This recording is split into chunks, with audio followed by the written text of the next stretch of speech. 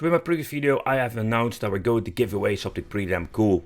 It's going to be in Grid PSP model that you can basically hang on your wall or basically in your man cave.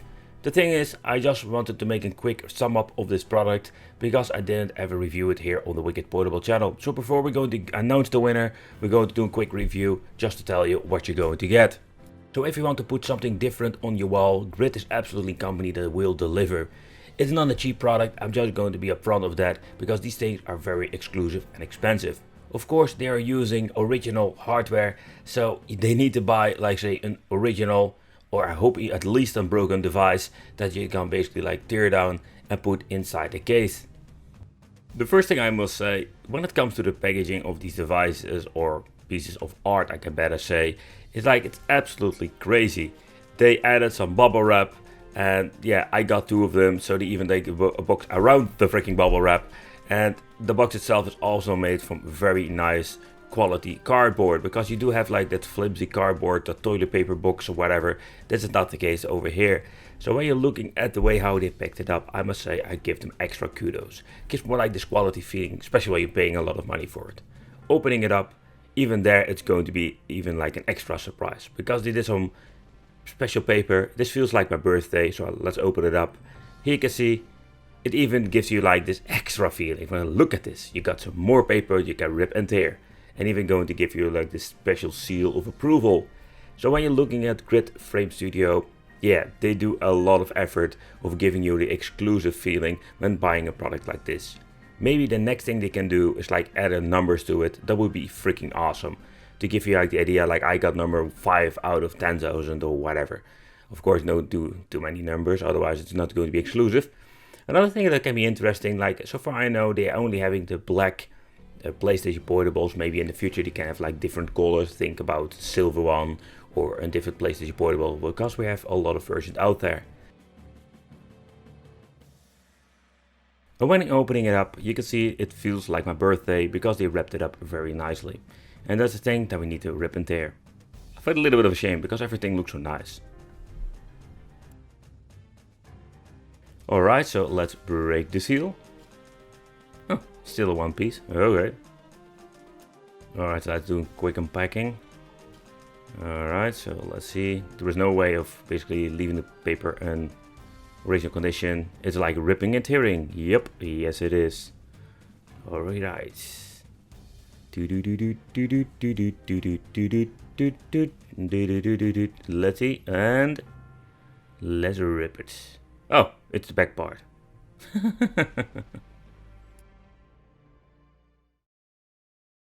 Okay, so let's take a closer look at the actual product.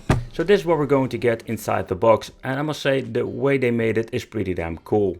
Here you can see like all the components of the PlayStation Portable. I asked them to give me a PlayStation Portable, but first,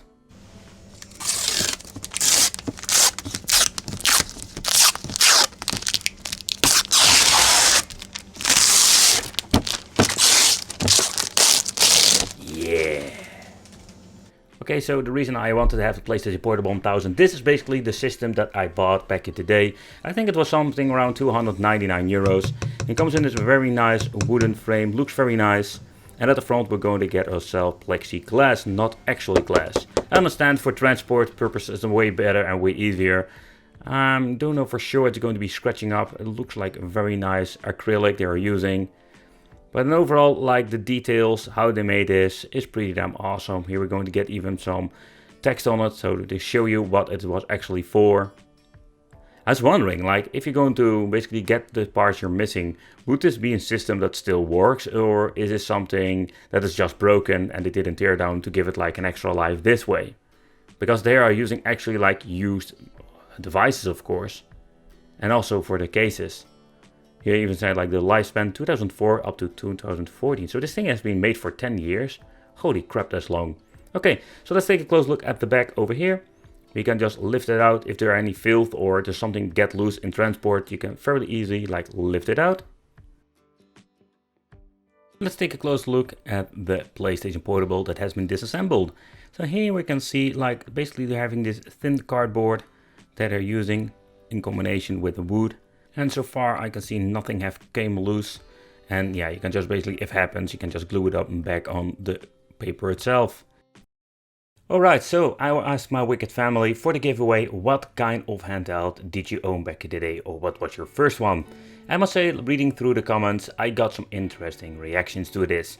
A lot of people had some different, experiences. Where I started, like a lot of other people, with the Game Boy Classic. It was absolutely a very nice piece of equipment that you can get as a child or as a teenager. I think it's a pretty damn cool piece of technology, and I played a lot of it, even up to the point my handheld was basically like absolutely worn down. The buttons, the D-pad, you name it, that is how much I played on it. I also got the Game Boy Color. I didn't play that much on it like with the original Classic, and even up to the point that I had in Game Boy Advance, I thought it was like mind-blowing having some more like Super Nintendo graphics on a portable device. I realized that when you're looking at that thing, the Game Boy Advance was absolutely amazing, and I can see a lot of you had the same experience when it comes to the Game Boy Advance, and the library of games was absolutely crazy good. I must be honest with you guys, Game Boy Advance was basically like the last handheld I had that I played a lot on it.